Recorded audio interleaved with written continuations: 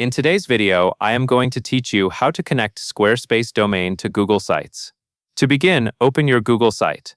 Then go to the Settings menu by selecting the gear icon in the top right. From there, choose Custom Domains. This is where you tell Google Sites which domain name you want to use for your site, instead of the default Google Sites address.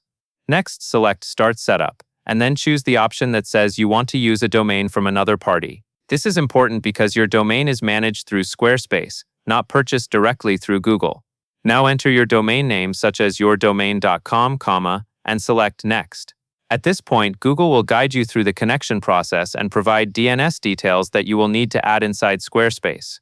When prompted, log into your Squarespace account in a separate tab so you can update your DNS settings. In Squarespace, go to Domains, then select the domain name you are connecting, and open DNS settings. This is the control panel where you add and edit records that tell the internet where to send visitors. You will now add a CNAME record.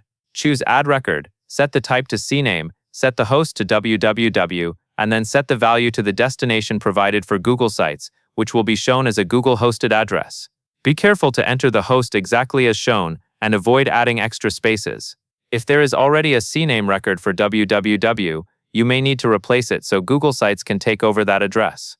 Next, you will verify ownership of the domain. Google will provide a specific TXT or CNAME record during the setup. Go back to Squarespace, add the exact verification record that Google gives you, and then save your changes. Verification proves that you own the domain and have permission to connect it. Once you have saved everything in Squarespace, return to Google Sites and select Done. Finally, publish your site.